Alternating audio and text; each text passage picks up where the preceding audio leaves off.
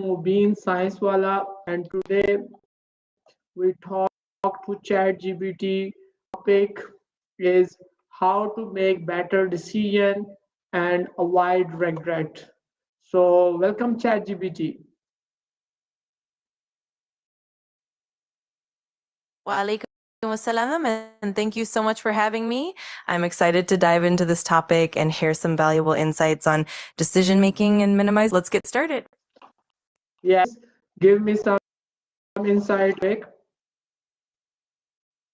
Absolutely.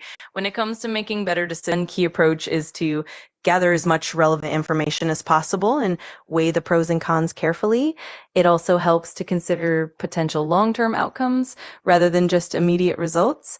And of course, reflecting on past decisions and learning from them can greatly reduce regret.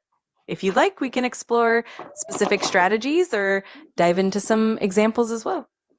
You are providing a lot of nice information.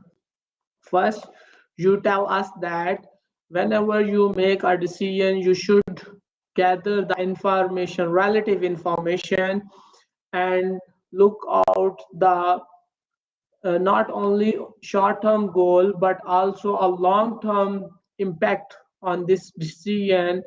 And the third point you was talked about that if it's not necessary to make a and see that it's also to our elder peoples. These all make lot of decision and we have a lot of data to load the past decisions. Am I correct? Absolutely. You've perfectly. Thorough research, considering both short and long-term impacts, and learning from the wisdom and experiences of others. That way, we can make more informed and confident decisions while reducing the chances of regret. Great summary. Okay, that's good. So let's move to what is the strategy to become good in our decision. Absolutely. One effective strategy is to practice what we call decision-making frameworks. For example, using techniques like the SWOT analysis, where you look at strengths, weaknesses, opportunities, and threats can help. Another approach is to set clear goals and prioritize them, ensuring that each decision aligns with your long-term vision. And of course, practicing mindfulness and giving yourself time to reflect will greatly improve decision-making skills. Let me know if you want to dive deeper into any of these. Yes, you first tell me about your first technique and me some practical examples about this. Of course, let's start with the SWOT analysis. It stands for strengths, weaknesses, opportunities, and threats. For example, deciding whether to launch a new, you might analyze the strengths like your unique expertise or resources, the weaknesses like limited budget or experience, opportunities in the market, and potential threats such as competition or changing regulations. By breaking it down this way, you can make a more balanced and informed decision. If you'd like, I can give you a specific scenario to illustrate further. Yes, yes, please give us our example that our audience know very well about your technique. Sure, let's consider a common scenario. Imagine a small business deciding whether to expand into a new market. First, the strengths might include a strong brand reputation or unique product quality. The weaknesses could be limited local market knowledge or a lack of distribution channels.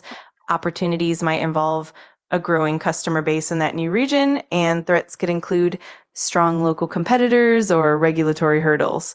By applying the SWOT analysis, the business can clearly see where they have an advantage and where they need to improve, helping them make a more informed decision about whether to expand. Hopefully that example helps illustrate the technique. Yes, you are perfect. You're explaining very well. Now let's move to next one. Thank you so much. All right, let's move on to the next strategy. Another powerful approach is the OODA loop, which stands for observe, orient, decide, and act. It's a decision-making cycle originally developed for military purposes, but applicable in many fields. We can definitely dive into that next if you'd like. So I want that you just describe this technique in a scenario when someone want to open a school, primary school in specific area. So to apply this technique to know about their porn and cons. Absolutely. Let's break it down using the OODA loop for opening a primary school. First, observe. You'd start by gathering information about the area, like the local population, demographics, existing schools, and community needs. Next, orient. You'd analyze that information to understand the specific challenges and opportunities in that area. For instance, you might find that there's a high demand for quality education or that there's a gap in certain educational services. Then decide based on your observations and orientation, you'd make decisions about the school's curriculum, location, staffing, and facilities. Finally, act. You'd implement your plan, setting up the school, enrolling students, and starting operations. As you go along, you continue to observe and orient, refining your decisions and actions based on real world feedback. This continuous cycle helps ensure that your decisions are always adaptive and informed. Hopefully that gives a clear picture. Okay, that's good. So what is the difference between first technique, SWOT technique, and this one?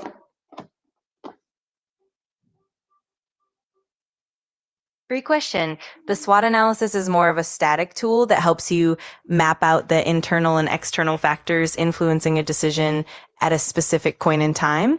It's really good for a snapshot overview and for identifying strengths, weaknesses, opportunities, and threats. On the other hand, the OODA loop is a dynamic, iterative process. It focuses on continuous improvement and adaptability. Instead of just a one-time analysis, it's a loop that you keep cycling through, observing, orienting, deciding, and acting repeatedly as new information comes in. This makes it especially useful in fast-changing environments where you need to stay agile. In short, SWOT is more about mapping out the landscape, while the OODA loop is about ongoing adaptation and responsiveness. Okay, that's good. So, do you have any other technique that are applicable, especially in Pakistan region? Absolutely. One technique that can be especially useful in the Pakistani context is the pestle analysis, which stands for political, economic, social, technological, legal, and environmental factors. This helps in understanding the broader external environment that could impact decisions, especially in regions with unique political and economic landscapes. Another technique is the Delphi method, which involves gathering input from a panel of experts to reach a consensus on complex issues. This can be really helpful in areas where local insights and expertise are crucial. And of course, stakeholder analysis is also key in Pakistan, given the importance of community and local dynamics. It helps in understanding the interests and influence of different groups involved. These techniques combined with local context can really help in making well-rounded decisions. Let me know if you'd like to explain. Yes, you are well explaining all these techniques, and especially I am very glad to know about that. You are not just providing information, but also link that information to our local problems.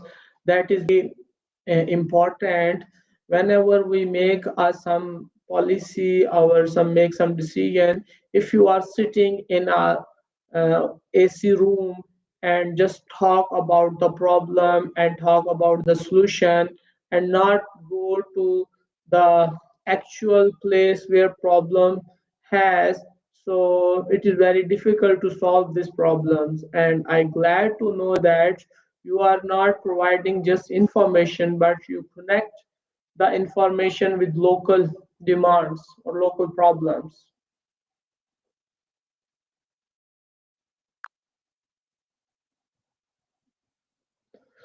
I'm really glad to hear that. It's definitely important to ground solutions in the local reality, and I'm always to help bridge that gap.